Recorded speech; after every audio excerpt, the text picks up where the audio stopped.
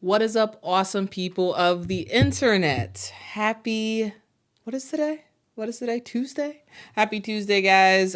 We just finished watching the end of the Big 12 championship game between Iowa State and Texas. And I wanted to just hop on and recap that game. We're also going to talk about Cameron Brink a little bit and how she has opted to go to the WNBA for the upcoming draft. But first, with the news of the day, it is Texas. Good old Texas, who has won the Big 12 championship. They won in today's game 70-53. Now, this game was very, very fun to watch. And the reason why is you can kind of sum this game up with, I would say, two themes, right?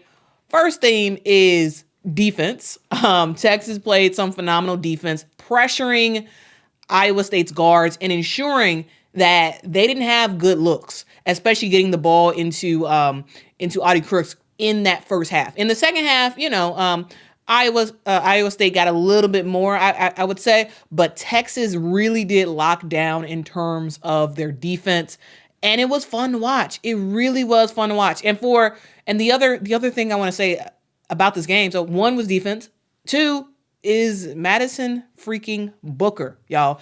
Madison Booker is the real deal, y'all. And for y'all SEC fans, if you're an SEC fan and the reason why you should pay attention to this, one, because Madison Booker is phenomenal, but two, is because Texas is going to be in the SEC next season.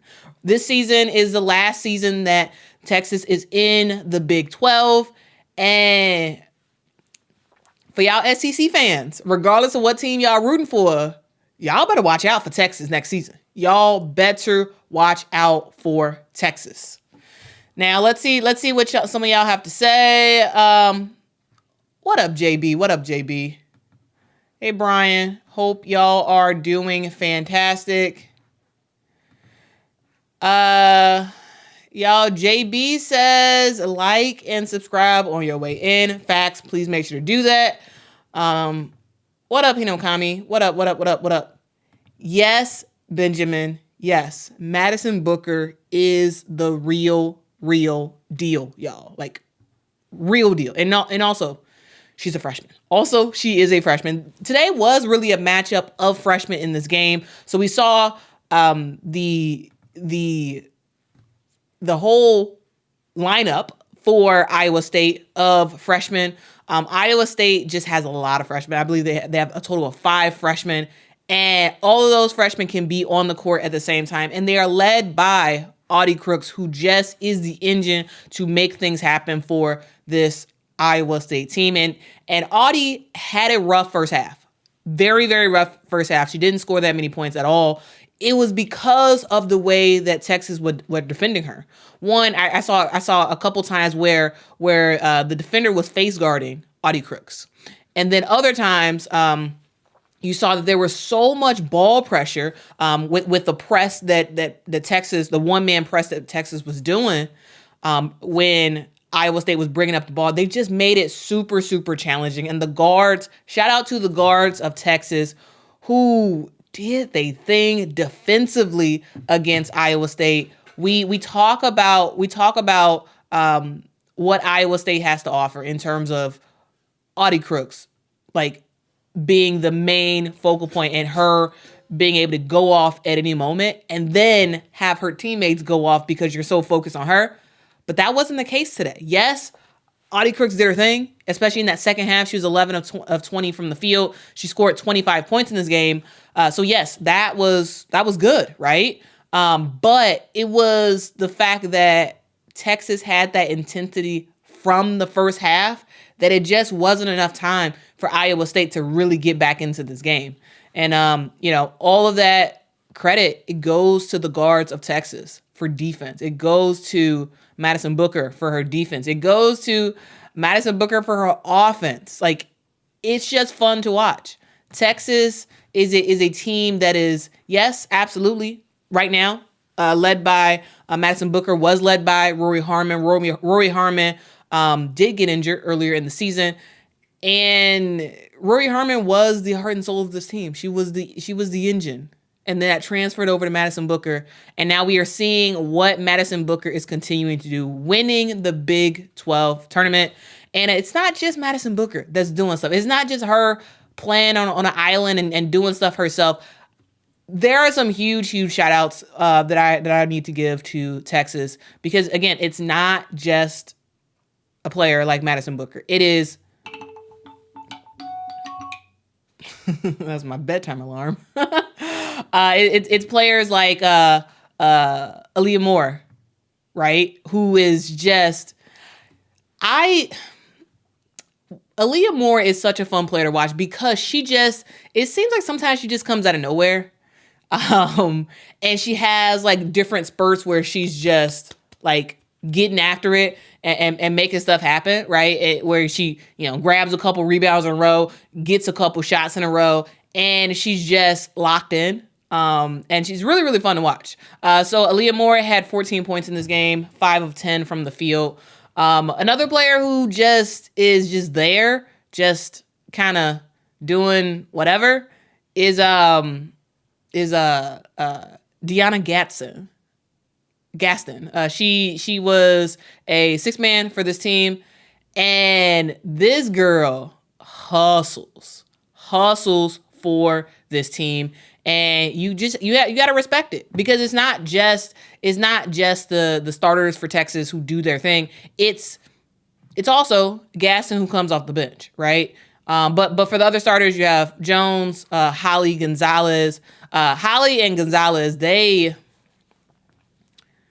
did some defense today. They did some defense today, and it was cool to watch.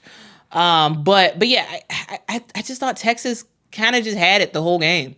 Like, I was watching and I was like, okay, well, Texas is of course going to win. Of course, anybody can get got, but the way that Texas started this game, I was like, yep, they're going to win. They went on like a 7-0 run in the first quarter, and I was like, yep, all right, it's over. Texas has it. They are by far the best team in the Big 12.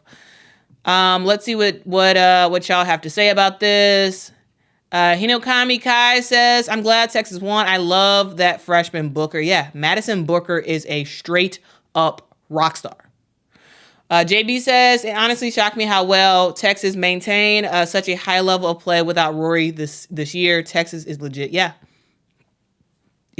Texas is legit. Like, y'all better watch out for Texas in the future, because again, I said it earlier. If you weren't here early when I said it, Texas is joining the SEC next season. Texas is joining the SEC. So y'all better watch out, because Texas is here and they not playing with you. Rory Harmon, got hurt, but there's a lady named Madison Booker who just is big time. Is straight up big time for this team. And again, when you look at the rest of this Longhorns team, they have a decent mix, right? Yes, you have a good amount of freshmen. I mean, a good amount of seniors, right? Gaston, Jones, Shea Holly, you have a good amount of seniors. Rory Harmon is actually a junior, I should say. But you have some seniors on the team, but you also have a young core, right? In Madison Booker, in a player like an Aaliyah Moore, who's a junior, in Rory Harmon, who's a junior. There's enough amount of players who are staying, and I know for sure Vic Schaefer is going to be recruiting for some good players for next season, because I could just imagine this Texas team continuing to stack and get better, and eventually wind up competing for a national championship. Like, guys, if you watched the video I had earlier today, I talked about who I thought was going to be in the Final Four based off of Charlie Cream's bracketology, and I had Texas making it out of their regional and making it to the Final Four. That is because not just of Madison Booker. Again, it is not just Madison Booker. It is the supporting. It is everybody else. I'm not even gonna call it supporting cast, because they're not supporting cast. They are the real deal. Yes, the star of the show is Madison Booker, especially until Rory Harmon comes back. But there are people who step up every single day for this team, and that makes them dangerous. That makes them dangerous because y'all saw the defense, or if you watched the game today, you saw the defense that Texas had today. Like, we're likely going to see that defense in the NCAA tournament. And like, who knows how many teams they can beat just from defense alone, defense and Madison Booker alone. So yeah, I do have Texas going to the Final Four. Like let me know, guys. Do y'all think I'm crazy on that? Or what would you have to say in terms of where Texas fares? Bree says, Shea Holly defense. Facts, man. Facts. Mike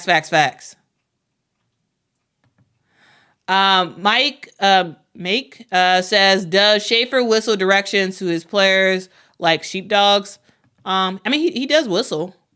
I mean, that I've heard coaches whistle to their team just to get their attention. I mean, I don't think anything of it. Michaela says, Audi Crooks is the real deal. This got to be one of the greatest freshmen. Yes. Now, y'all, let's just kind of go down the list of the freshmen that are immediately coming to my mind for this season that are just balling. You have Audi Crooks, you have Madison Booker, you have Hannah Hidalgo, you have Juju Watkins, you have Mylasia Fulwiley, you have I'm starting to blank on names. You have Michaela Williams. You have oh darn. There's a lot more freshmen that I'm like absolutely blanking on their names, but there are so many freshmen who are doing their thing this season. They are scoring the ball. They are flashy. They are fun to watch, and they are just so entertaining. Absolutely entertaining. And y'all, we got 3 more years of this. We got 3 more years of this fantastic play. Like, I love it. I absolutely love it. Like, we are in such a special moment for women's college basketball where we just keeps going. Keeps going higher and higher and higher. Like, let's go. Let's go, women's basketball. Bree Wayne says Vic Schaefer already has 2 5-star recruits coming in next year, so he is good. So he's good at recruiting. Yeah. I mean, we've seen even before Vic Schaefer joined Texas, we know the coaching pedigree of Vic Schaefer. Like, he has been around the women's basketball game for a while. And you just knew him going to Texas, it was a matter of time before he got a really, really good squad in and started to make some serious noise. And this is the year. This is the year for them to do that. Yeah. Audi Crooks is very, very, very good. Yep. Very, very, very good.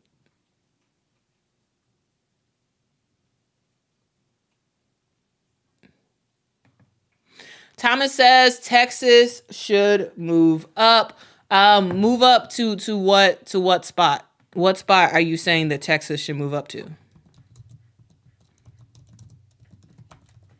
Let me know what spot you think Texas should move up to, because if you looked at the rankings right now, Texas is is ranked 5th in the nation. They are a number 2 seed in the NCAA based off of what Charlie Cream has wrote down. I think that's fair. I do think that's fair. And even with them at the 2 spot, I still see them coming out of their regional, because they're just that good. It doesn't matter what they are. It doesn't matter if they are a number 1 seed. It doesn't matter if they're a number 2 seed. Texas is the real deal. Thomas says that they should move up to number 4. The current number 4 is Stanford. So I don't know. But thanks for letting me know where you think they should go. Guys, in the chat, let me know where you think Texas should go.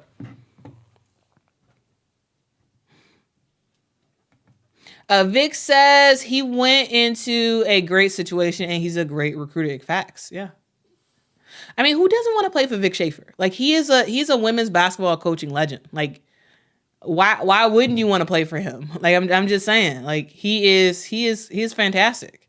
He's a coach that can do a lot of things, right? He can teach defense, and he can get you that way. And also, he's a coach that can teach posts in the paint to like really, really dominate.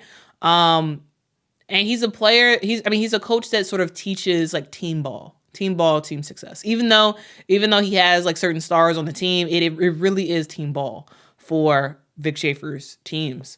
And it's fun to watch. And like, why wouldn't you want to be coached by that? You know, that's why he's a great recruiter. Like, he has a track record of success. He has a track record of being fair. He has a track record of, making stuff happen. And it's fun to see. It's very, very fun to see.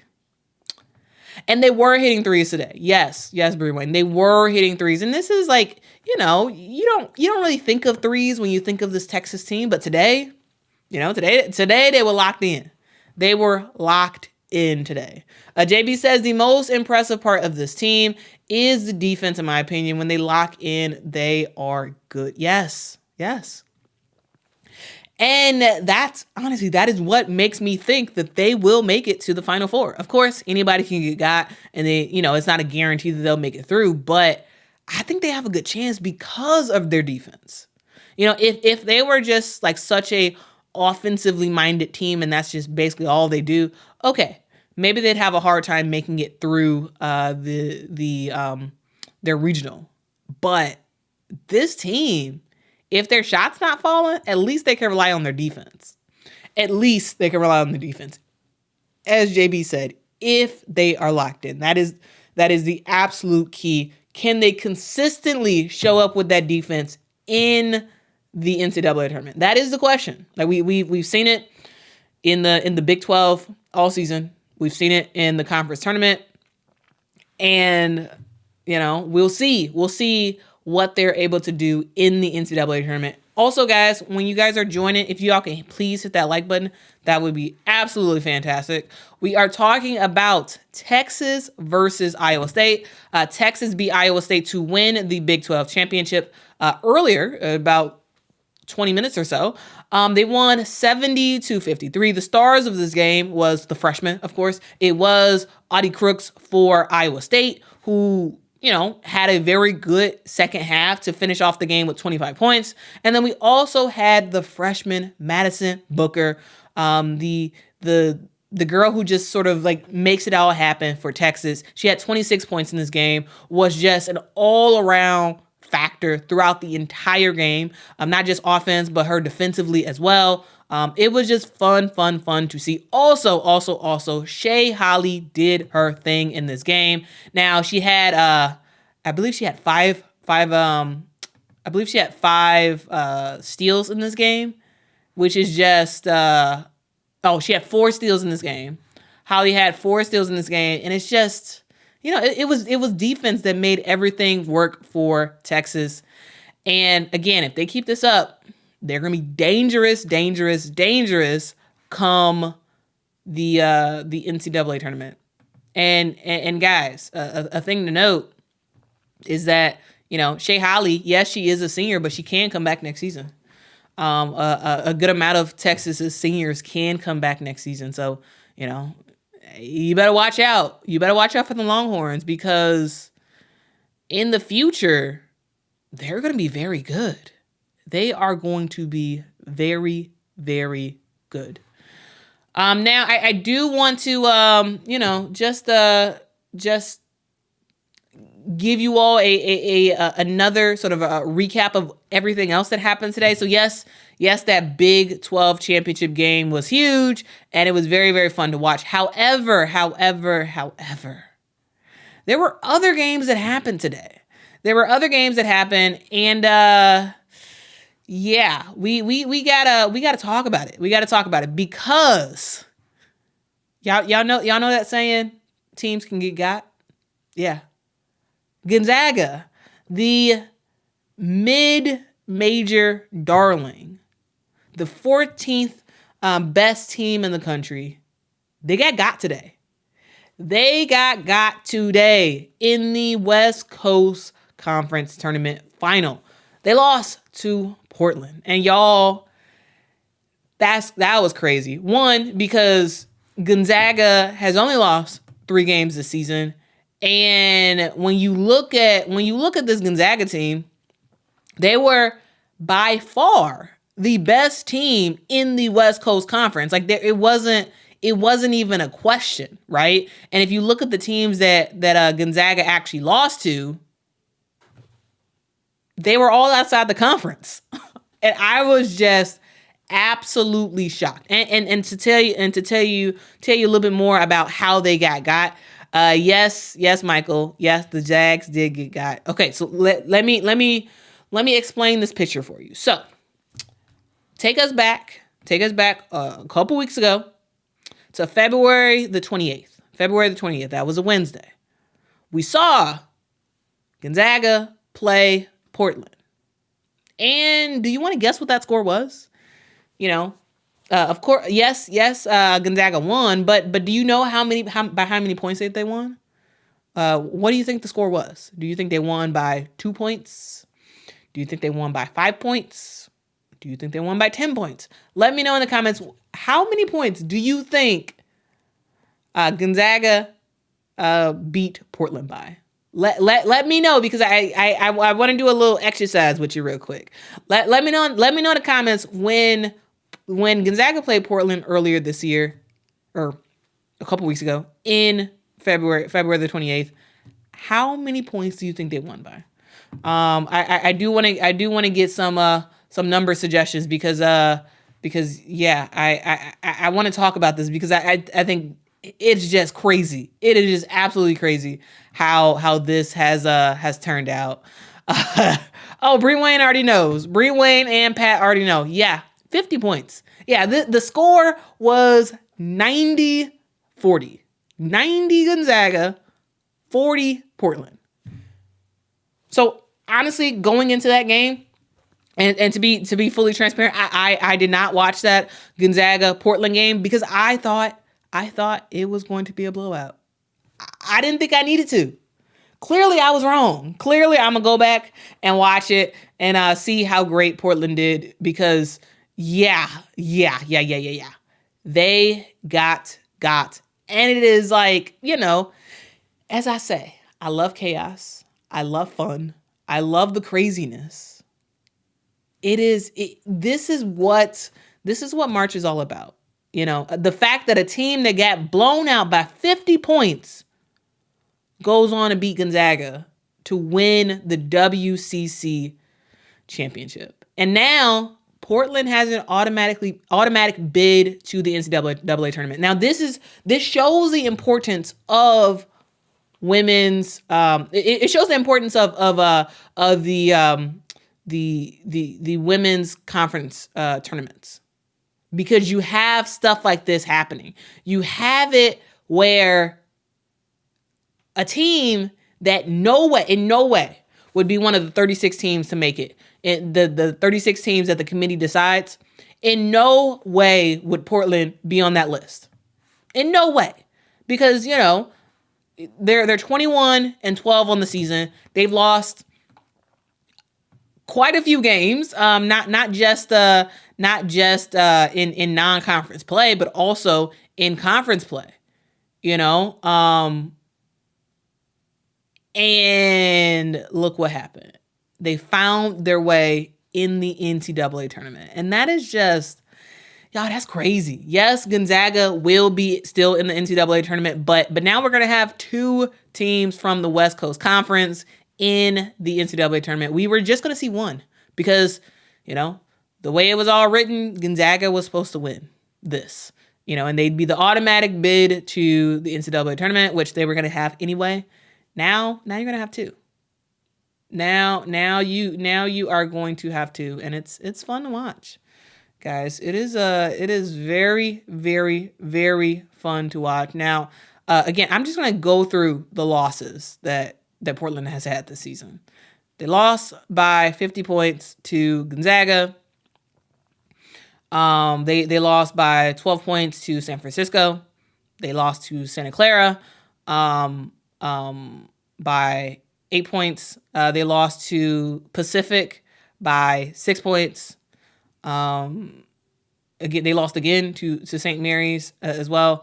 Not the best of games, right? And then earlier in the season, way early in the season, they played Gonzaga and they lost 74-53. So all of that sort of added up together. All of that adds up together.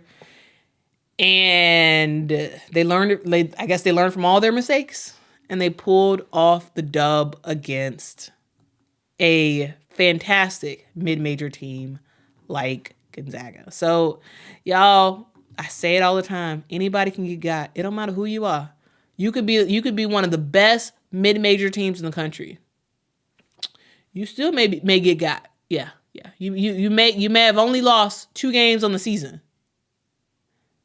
and lose to the team that you beat by 50 points just a couple weeks earlier.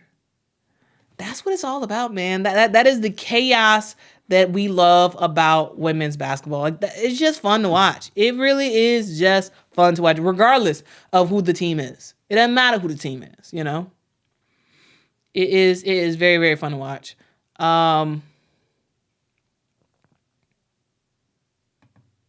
Yes, absolutely, JB. Absolutely. This highlights how important the conference tournaments are, particularly for non-Power 5 schools. Yes, the tournaments, sure, they don't mean as much for the SEC, for the ACC, for the Pac-12.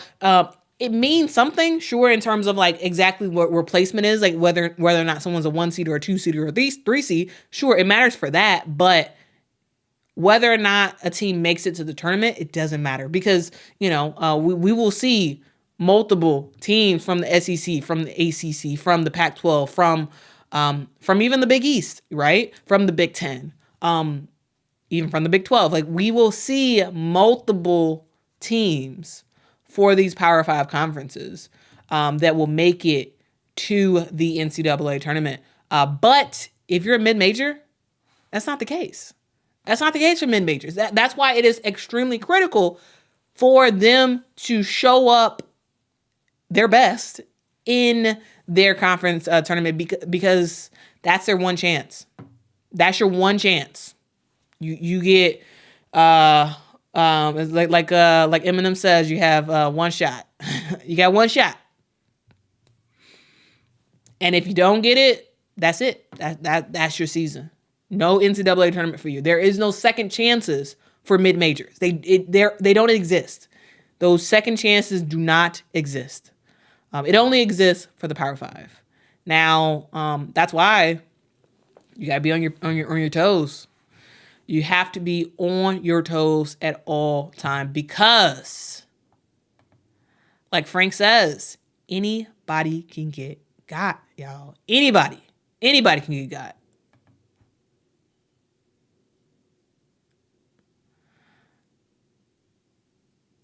Let's see what else y'all have to say. Pam and Egg says, I think Oregon State is going to rule the WCC next year. Yes. Yeah. So for those who don't know, the Pac-12 is no longer at the end of the season. And what that means is that all the teams that are currently in the Pac-12, they have to go somewhere. So you have teams going to the SEC, Big Ten, teams are going lots of different places, and Oregon State is going to the WCC. And y'all, it's over for Gonzaga is still going to be a good team, but like the days of Gonzaga dominating the WCC are over at the start of next season because Gonzaga is going to show up and they're going to be like, yep, this is our conference now, and we're going to get you. We gonna get you. We ain't scared. We were able to hang with the Pac-12. We were able to hang with the Pac-12, and so we got you for next season.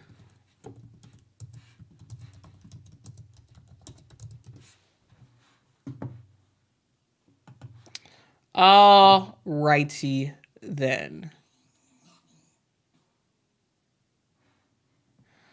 All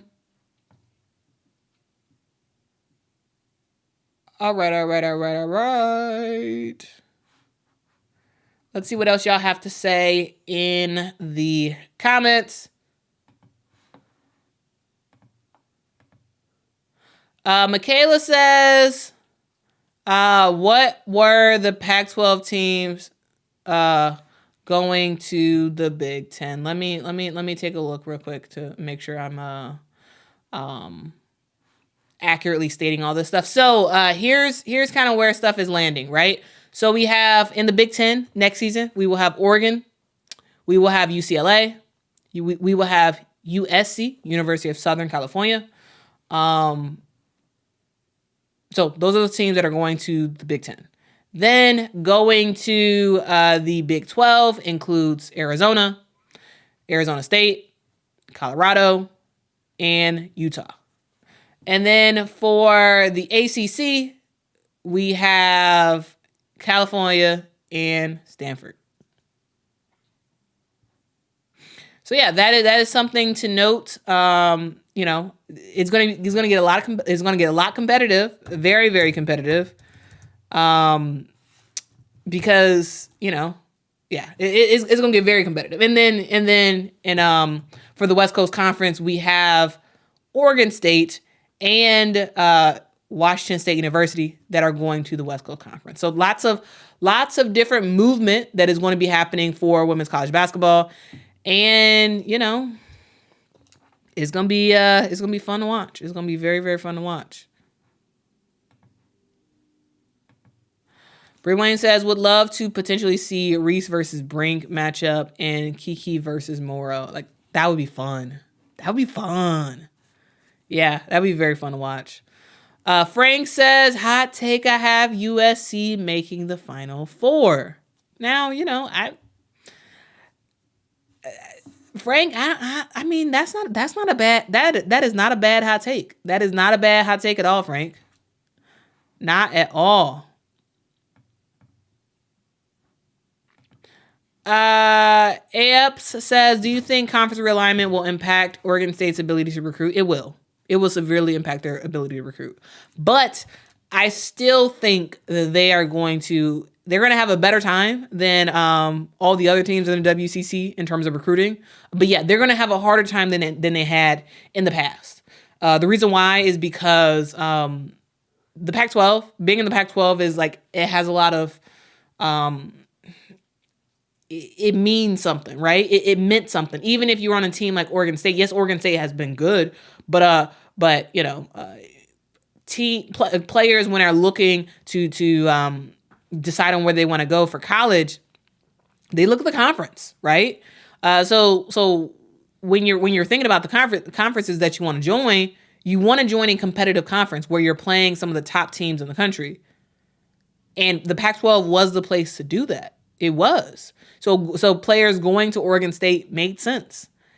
Now in the WCC, sure, absolutely, the the non-conference schedule, Oregon State can really make that tough. They absolutely can. But at the end of the day, the WCC is going to be a lot easier than the Pac-12, and I'm not sure if it has all the gravitas around it that will get players to say, yep, I want to go here.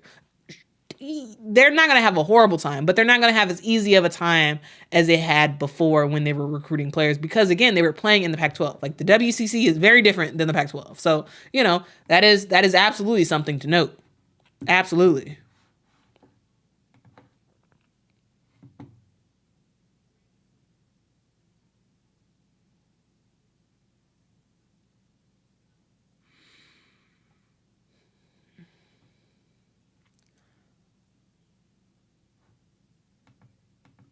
Yeah, Pat. Travel is going to be insane. Which is why I just, ultimately I do think it's a bummer that these teams have like moved the way they have, because travel is gonna suck. Travel is absolutely going to suck for the Pac-12 in the future, because you have to worry about getting, because again, these are not just are these basketball players, these are students. So what's going to happen with their education? What's going to happen with their classes? That's something that is absolutely something that you have to think about. That's something you have to think about when you're looking at these teams. That's something that you have to consider.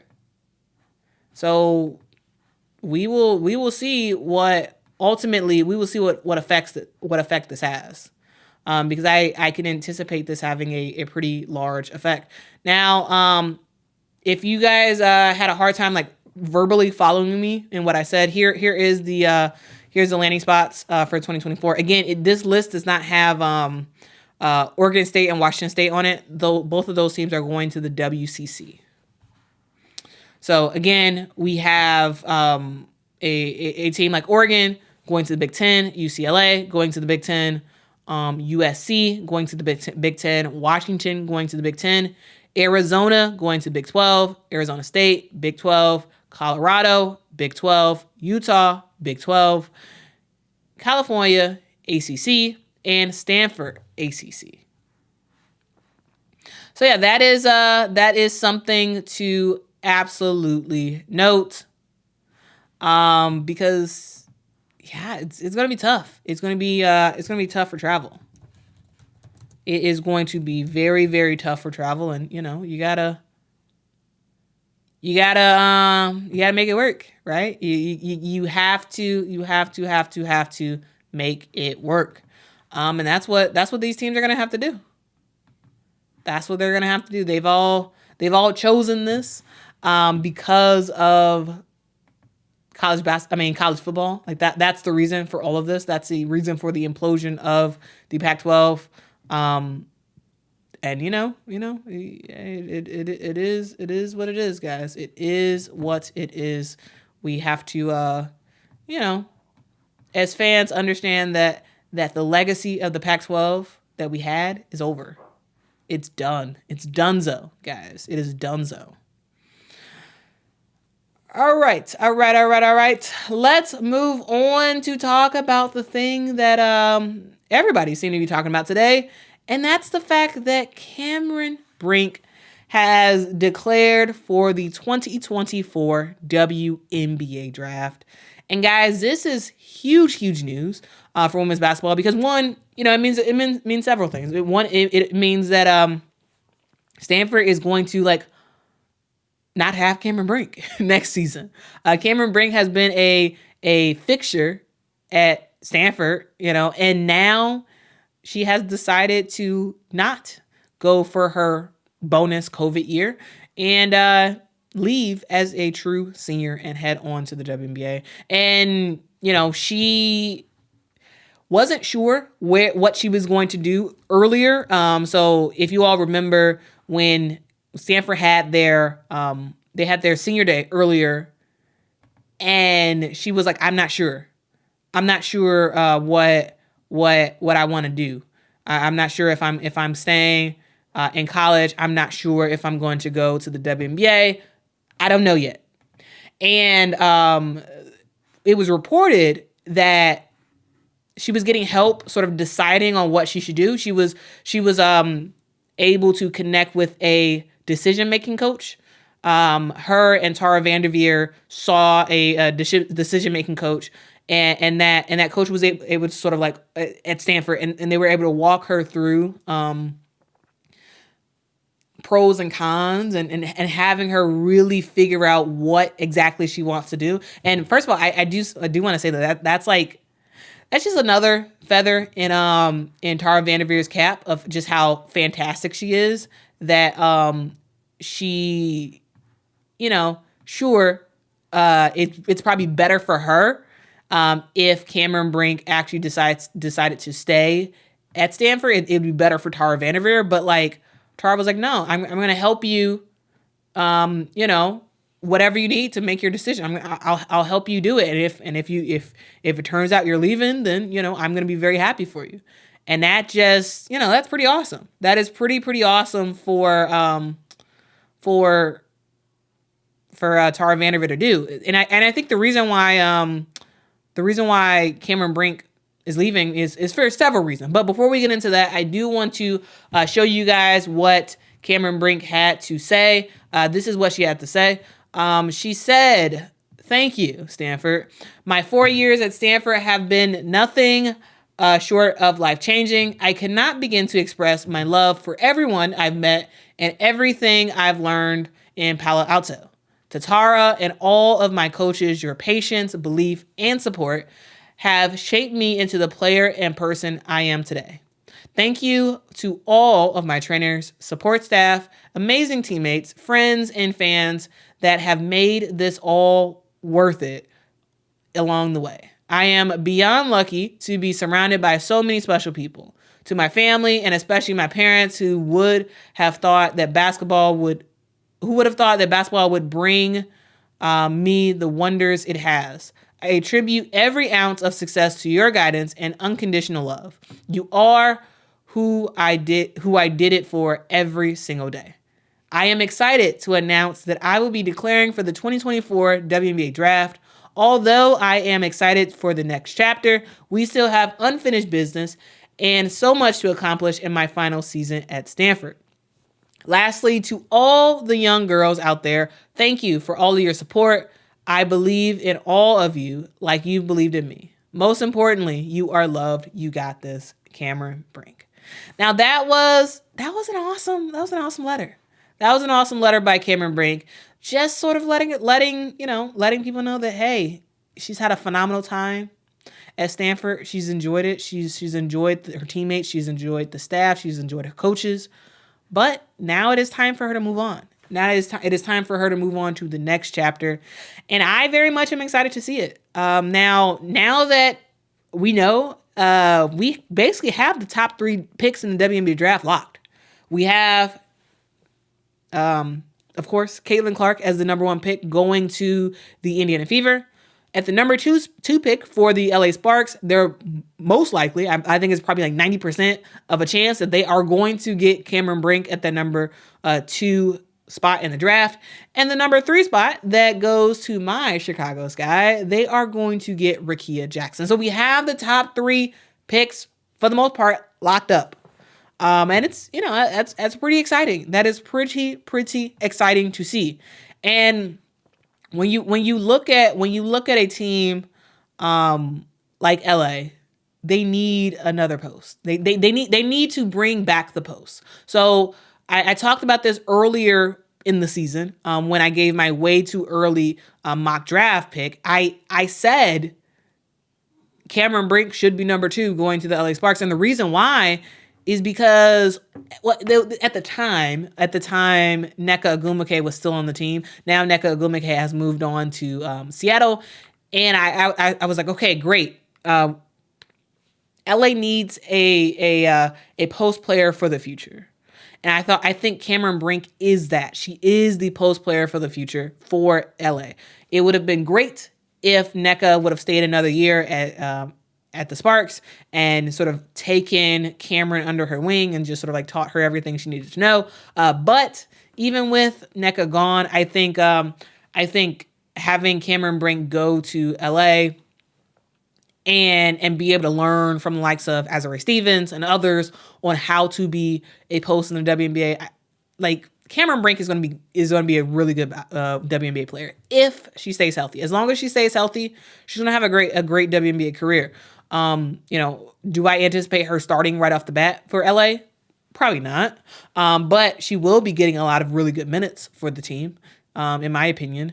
And I'm excited to see it. I am excited to see it. Let me know, guys, in the comments, what you all think about the idea of Cameron Brink heading to LA.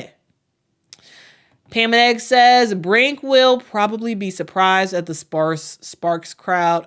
I mean, I'm sure she knows. I'm sure Cameron Brink has gone to at least one LA Sparks game, or has at least watched the games on TV to know the crowd. She's going into it knowing the crowd, right? All women's college players know the crowds that they would have in the WNBA. So I don't think that's going to be a surprise at all for her. I don't think it's going to be a surprise. But potentially, I think part of the reason why she left for the WNBA is because this Stanford is not going to be in the Pac-12 anymore. So it's going to be very, very different, and the schedule is going to be kind of brutal for Stanford. Again, Stanford is going to the ACC, and it could have been that was one of the cons of that crazy travel schedule for the entire next season, going from the West Coast to the East Coast every single weekend. Like that's quite a bit of travel in comparison to a road trip to USC, or quick flight to Oregon, or quick flight to Arizona. Like, this is going to be much different for the Stanford team, and I think that possibly could have been one of the con factors of staying in college for another year. Now, I also think that a pro really was the fact that she could control her destiny, and she can control kind of where she went, because it was a guarantee that for the most part, it's pretty much a guarantee that if Cameron Brink was going to declare for the WNBA draft, she was going to get picked up at the number 2 spot by the LA Sparks. And it's possible that she's probably like, hey, I like California. I want to stay in California. And now that I know it's basically guaranteed of where I'll go, I need to declare now, because next year, I don't know where I'd end up. I'm not sure where I would end up next year, and I may end up in a state and in a city that I don't like. So now, since I love California, I'm gonna stay in California. So it makes sense. So I think that possibly was one of the reasons why she decided to declare for the draft. But I think it's great. Cameron Brink has really had a storied women's basketball career, and her journey is just starting. That's a thing that I really love about all of these players who are declaring for the WNBA draft. These are players who they're just sure they have been absolutely dominant in college basketball. So Cameron Brink, Pac-12 Player of the Year, has gotten accolades after accolades after accolades over the years. She's averaging 17.8 points a game this season. She's third in the country in rebounds per game at 12 rebounds a game. She's pretty efficient from the field. She's a player that can kind of do everything, right? And she has put her team on her backs at times and made it happen. She has made it happen for this team, and it's fun to see her evolution, like literally going from a freshman who didn't start all the games, right? She only started 20 games her freshman year. She only averaged 9.9 points. And her evolution to becoming a critical piece for the Stanford team, a critical piece that Tara Vanderveer relies on, a captain, a player who is a leader for this team. It's kind of amazing to see her evolution as a player, from being a good player to a key crucial player for her team. Like it's kind of cool, and we see this in women's college basketball. We see the improvement year upon year upon year. You see the growth of these players. And especially if they're able to stay at the same school, we see a bond. We see a bond that is forged between player and coach. And that bond is not going away. That bond is not going away. And Tara Vanderveer does that. I mean, she's had a whole line of star players. Candace Wiggins, Nneka Ogwumike, Chiney Ogwumike, Cameron Brink, lots of other players as well. There's been a huge track record of players who have come through Stanford and have gone on to have good careers in WNBA. And, Cameron Brink is likely going to be the next person, next Stanford Cardinal to continue that line. And it's fun to see. It really, really is fun to see. JB says, I think the Chicago Sky should snatch up Rakia when they have the opportunity. Yeah, they're going to get her. They're going to get her at number 3. Yeah. I don't think that's even a worry. They're going to get her at number 3. Frank says, I don't have high expectations for Brink. Why not? Let us know, Frank. Just for fun, Marie says, I'm excited to see how Brink's game translates to the WNBA. Yeah, it's going to take her some time. It's going to take her some time to be able to get the strength to be able to bang with the WNBA players. Because, WNBA is rough. They gonna get after you. You're gonna get knocked around a little bit. Nothing dirty, but you're gonna get knocked around, and you have to, coming out of college, you gotta, it's a different type of strength that WNBA players have, because they are grown women who've been playing. A lot of them have been playing basketball for years, so it's going to be an adjustment period. So I don't think she's gonna dominate right off the bat. But I think she's gonna, grow, and she's gonna have a phenomenal career at LA for as long as she wants to stay in LA, which might actually be, for her entire career. Who knows? She could be like a Lisa Leslie type person who stays with the LA Sparks through the end. That would be fun to see. There's been lots of inconsistency of where players are going, so in terms of we've seen that in this free agency period, we've seen lots of teams go to lots of different places, and it would be cool to have a player like Cameron Brink sort of stay in LA for her entire career. Now, again, I sort of talked a little bit about Cameron Brink's stats earlier. 3 in the country in rebounds, 17 points a game, but also she won an NCAA championship. So she's already done that. She's accomplished that.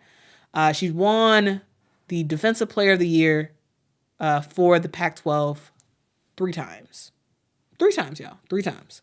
She also won the Pac-12 Player of the Year award 2 times. So 3-time Defensive Player of the Year, 2-time Player of the Year. She was on the all Pac-12 team 3 times. And y'all, she's not done yet. Because, who knows how far Stanford will make it this season. Cameron Brink has done just about everything there is to do in women's college basketball. There's not that much left for her to do.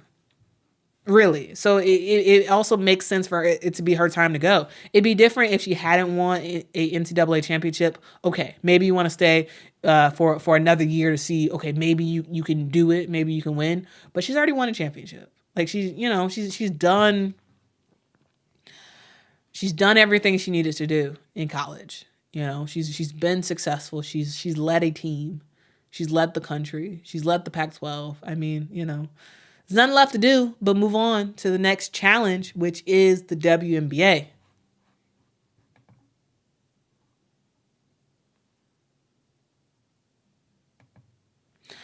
Richard says, I think it's strictly professional on Brink's decision where she might go. Skills she needs to work on. All right. The Oregon Jazzman says, with the travel that Stanford was going to do next year, she probably decided, why not go pro if you're going to do all this travel? Yeah. Makes sense.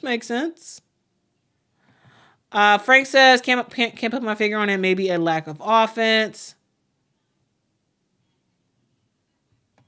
I wish her well. I just watched a lot of WNBA last year and don't picture her balling hard. I mean, she's not gonna be like Caitlyn, in my opinion, where Caitlyn, I think, is gonna have an immediate impact, and likely be the rookie of the year. I don't see that for Cameron. I see Cameron, having an impact, but developing, and giving her, 2 years, and she's gonna be very, very good in the WNBA. Because LA seems to have a track record when it comes to post players. I don't know what it is, But the Sparks have a track record with post players, so we'll see what happens. Eugene says Washington needs Cameron Brink. Yeah, but Washington's not gonna get Cameron Brink. I get it. But Washington Washington is not going to get Cameron Brink.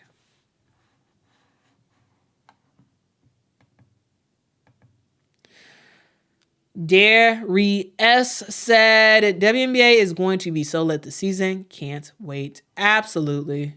Absolutely.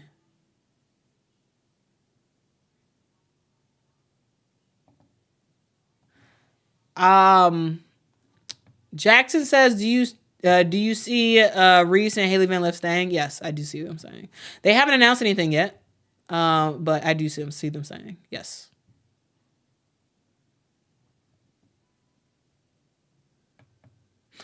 RC says, Quita, you're the bucking fest. Oh, switch to B and F letter. I was like, what? Appreciate that, RC. Appreciate it. Appreciate it. Oh, man.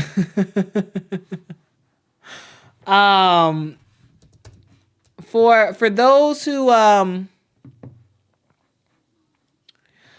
don't know, I do just want to go through the 2024 WNBA draft, just so y'all know who's able to draft what. So I'm gonna pull this up on the screen in just a sec, because I think it's important for us all to take a look at. I want to pull up the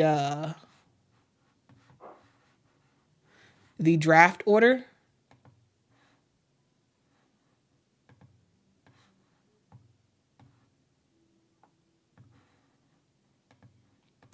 All right, so this is going to be the first round of the 2024 WNBA draft. So we have the Indiana Fever at the number 1 pick, the LA Sparks with the number 2 pick. We have the Chicago Sky with the number 3 pick, the LA Sparks with the number 4 pick, Dallas Wings at 5, Washington Mystics at 6, which is why they will not get Cameron Brink, because she's no way is she gonna get dropped to the number 6 pick. We have 7. At 7, we have the Minnesota Lynx. Then we have the Chicago Sky again. At number 8, at number 9, we have the Dallas Wings. Then we have the Connecticut Sun, the New York Liberty, and the Atlanta Dream. So that is how everything shakes out for the WNBA draft for 2024. So number 1, easily Caitlin Clark. Number 2, Cameron Brink. Number 3, we're gonna see Rickea Jackson. Number 4, number 4 can fluctuate. We'll see who could be number 4. We will see. I'll actually make a updated draft order of who I think will be drafted. So I'll plan on making that, guys. Pam and Egg says the Washington Mystics really limited Elena Delle Donne's options. Feel bad for her. Yeah, so because of that, she opted to take a break from basketball. Because she's like, I don't want to play for y'all, and y'all not helping me get to a place I want to go. So I'm going to just take my ball and I'm going to go home. Y'all know that saying, I'm taking my ball and going home. That is what Elena Delle Donne is doing. And the Washington Mystics are screwed. They are screwed. Natasha Cloud is now on the Phoenix Mercury. So you have your best guard going to another team, and then you have made your best player on the team, Elena Delle Donne, you made her so upset that she's like, actually, it's better for me to take my ball and go home. I'm not playing this next season. I'm taking a break from basketball. And you better figure out your life, because you're not gonna strong arm me for me to go to a place that I don't want to go to or do something I don't want to do. They did core her. The Washington Mystics cored Elena Delle Donne, knowing that she didn't want to return to the team. A lot of times teams do that, and they're able to put together a package deal and send the player somewhere else. But the Washington Mystics couldn't do it. They could not do it. They could not come to terms with other teams on an agreement for Elena Delle Donne, and that's ultimately that's on them. that is completely on them, and got to deal with it. Got to deal with it. Michael says, plus Elena Delle Donne has severe back problems. Yeah, she does. Yeah, she does. She absolutely does. Jackson, I hope you just heard what I just said. That was kind of a quick explanation of what happened with Elena Delle Donne and the Mystics. Thank you so much, Frank. Frank says, good night, awesome people of the internet. Oh my goodness, guys. It is almost 11 p.m. where I'm at right now. So guys, I don't think we're going to be on here much longer because I got to go to bed because I have to be in the office tomorrow. So I have a long day ahead of me. So yeah, I probably will be heading off of this thing pretty soon. Now guys, I do want to just read some of y'all comments, and then we'll just sort of end it from there. We have Ghost Ham, who said there needs to be more teams in the WNBA. It feels like seems like a team in Charlotte or Charleston would do well for women's basketball in the Carolinas. Now, there was a team in Charlotte called the Charlotte Thing. It did not last. But that being said, maybe second time's a charm to see what can happen in Charlotte. And especially with, South Carolina being such a big deal, also Duke being such a big deal, and North Carolina being such a big deal. Having a team in Charlotte or Charleston would be cool. That would absolutely be cool.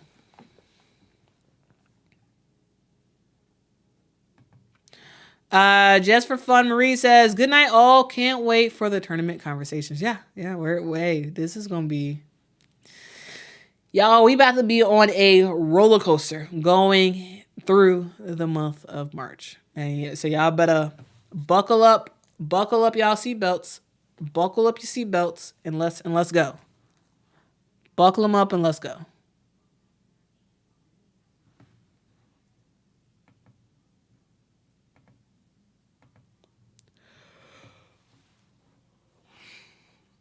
Nina said, Washington Mystics still have Shakira Austin, Ariel Atkins, Brittany Sykes, and other great players.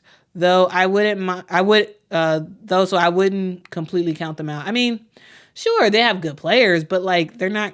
I don't see them sure, they may get one or two games against some of the top teams, like a Seattle, like a Las Vegas Aces, like a Phoenix Mercury, but I don't see them really going anywhere. I don't see them really going anywhere because they don't. Sure, they have good players, but they need more pieces to actually be really competitive and sort of compete for a championship. Yes, they will be good. They will likely, have a chance of making it to the WNBA playoffs. Have a chance. I mean, who knows? I could imagine them being anywhere from a 9 seed all the way to a 6 seed. But even if they are a 6 seed, they're still not gonna do much when it comes to the playoffs. But guys, I am tired, y'all. I am tired. RC says, awesome people of the sleepy net. I love that, RC. I love that. I mean, that's basically what we are tonight. Y'all, if y'all don't know, I got up at 1:30 this morning. And I was at my computer, made 2 videos at 3:30 in the morning. Went to worked, came back, immediately went to sleep when I got home from work, woke up at 8 o'clock just in time for the Texas the Texas Iowa State game, and then immediately after that hopped on here. So guys, I am going to head out. I am going to go to sleep, get some much needed sleep. And I don't know, who knows? Maybe I'll be back tomorrow for another video. We'll see what happens. But yeah, y'all rock. I appreciate y'all for rocking with me as always. Appreciate you, Kyra. Appreciate you. Have a great night. Get a good night's sleep. I hope you guys have sweet dreams of women's basketball greatness. Dream about something fantastic, like, I don't know, your favorite team winning the championship or something like that. Anyway, thank y'all for watching. If y'all have not subscribed to the channel, make sure to do that. We are still on our road to 10,000 subscribers, and guys, we might. Fingers crossed, we might make it by Monday. So we'll see what happens. You all rock, and until next time, guys. Bye.